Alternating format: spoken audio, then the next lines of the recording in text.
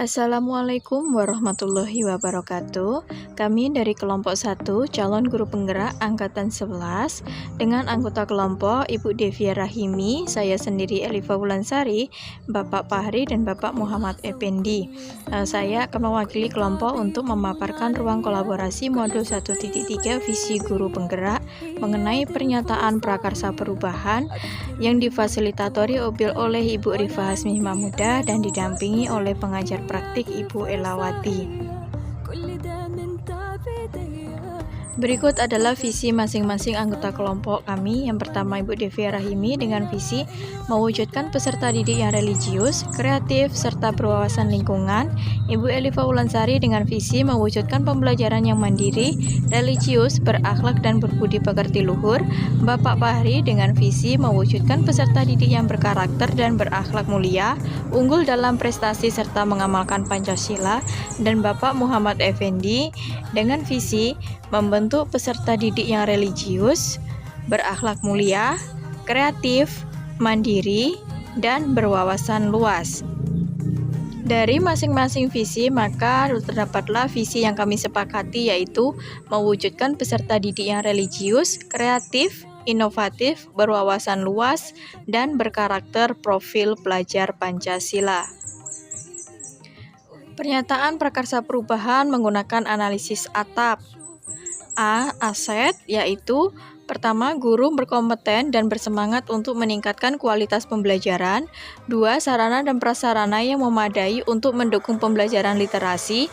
Ketiga, dukungan dari kepala sekolah dan pengawas yang dapat membantu dalam mengimplementasikan program literasi. Yang kedua, tantangan. Tantangannya yang pertama, kurangnya motivasi dan semangat belajar peserta didik untuk membaca dan mengeksplorasi buku. Yang kedua, belum optimalnya penggunaan teknologi dalam pembelajaran, seperti pemanfaatan internet untuk mengakses big box dan perpustakaan online yang dapat membantu meningkatkan literasi peserta didik.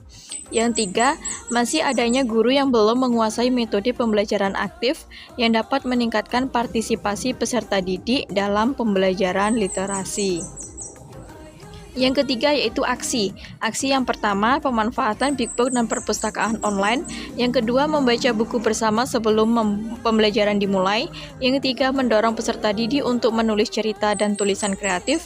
Yang keempat, mengadakan kompetisi menulis. Yang kelima, melaksanakan diskusi buku bacaan. Yang keenam, membaca klub baca. Yang ketujuh, melakukan kunjungan rutin ke perpustakaan sekolah. Kedelapan, melaksanakan pameran atau pertunjukan buku di sekolah. Yang kesembilan, melaksanakan pembelajaran berbasis masalah.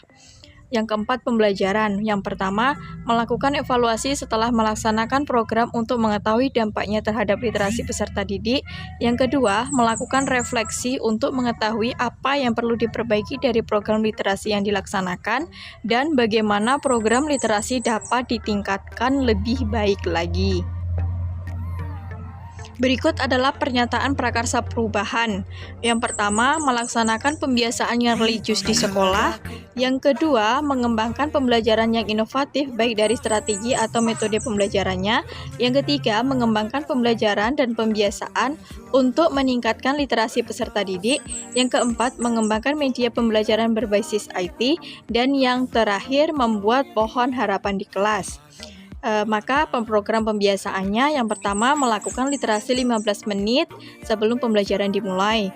Yang kedua, gerakan cinta perpustakaan atau GCP. Yang ketiga, lomba menulis dan cipta puisi. Dan yang keempat, lomba membaca cepat. Komponen visi yang pertama, religius, menggambarkan profil pelajar Pancasila dimensi beriman dan bertakwa pada Tuhan Yang Maha Esa dan berakhlak mulia. Yang kedua, kreatif, menggambarkan profil pelajar Pancasila dimensi kreatif. Yang ketiga, inovatif, menggambarkan profil pelajar Pancasila dimensi kreatif. Yang keempat, berwawasan luas, menggambarkan profil pelajar Pancasila dimensi berkebinekaan global. Berkarakter, menggambarkan profil pelajar Pancasila dimensi beriman dan bertakwa pada Tuhan Yang Maha Esa dan berakhlak mulia. Dari hasil analisis atap, maka didapat pernyataan prakarsa perubahan mengembangkan pembelajaran dan pembiasaan untuk meningkatkan literasi peserta didik. Berikut adalah kanvas Bagja Prakarsa Perubahan mengembangkan pembelajaran dan pembiasaan untuk meningkatkan literasi peserta didik dengan model manajemen perubahan menggunakan inquiry apresiatif, di mana B. buat pertanyaan utama, A. ambil pelajaran, G. gali mimpi, C. jabarkan rencana, dan A. atur eksekusi. Berikut ini yang pertama yaitu B. buat pertanyaan. Dengan pertanyaan yang pertama, apa yang perlu dilakukan untuk meningkatkan literasi di sekolah? 2. Mengapa kita perlu meningkatkan literasi peserta didik? Yang ketiga, mengapa program literasi sekolah perlu dilaksanakan? Maka dengan tindakan yang pertama, melakukan dialog dengan kepala sekolah, pengawas, rekan guru, komite, dan orang tua dalam menyusun program literasi di sekolah. Yang kedua, mencari informasi dari berbagai sumber tentang pembelajaran yang bisa meningkatkan literasi peserta didik di sekolah.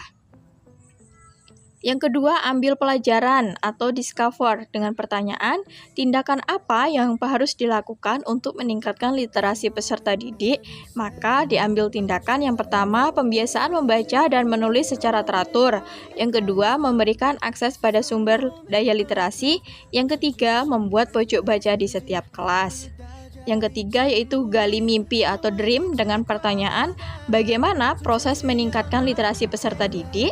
Hal baru apa lagi yang dapat saya lakukan jika murid saya literasinya sudah meningkat?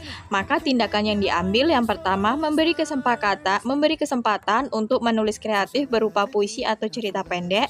Yang kedua, mengadakan kegiatan yang membangkitkan minat baca seperti klub buku atau pertukaran buku. Yang ketiga, menggunakan teknologi dalam kegiatan membaca. Dan yang terakhir, memberikan umpan balik dan dukungan. Yang selanjutnya yaitu J, jabarkan rencana atau desain dengan pertanyaan, bagaimana melihat hasil dari proses meningkatnya literasi peserta didik?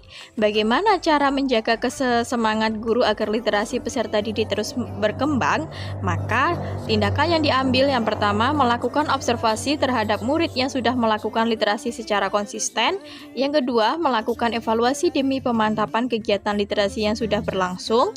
Yang ketiga, saling mendukung dan memotivasi dalam mengembangkan kegiatan literasi yang sudah dilakukan di sekolah. Dan yang terakhir, memperbanyak referensi buku bacaan dan memberikan fasilitas yang mendukung untuk peningkatan literasi. Yang terakhir yaitu A, atur eksekusi atau deliver. Pertanyaannya, siapa yang berperan dalam proses peningkatan literasi peserta didik? Siapakah yang akan memantau proses peningkatan literasi peserta didik? Bagaimana upaya tindak lanjutnya? Maka tindakan yang diambil yang pertama, yang berperan yaitu murid, guru, kepala sekolah, serta pihak lain yang terkait. Selanjutnya kepala sekolah, guru, dan orang tua. Yang terakhir, berbagi praktik baik dan berkolaborasi dengan rekan sejawat baik di sekolah sendiri maupun dengan rekan sejawat yang berada di sekolah lain. Demikian pemaparan dari kelompok kami. Kami ucapkan terima kasih. Salam dan bahagia. Salam guru penggerak. Tergerak, bergerak, dan menggerakkan. Saya akhiri dengan wassalamualaikum warahmatullahi wabarakatuh.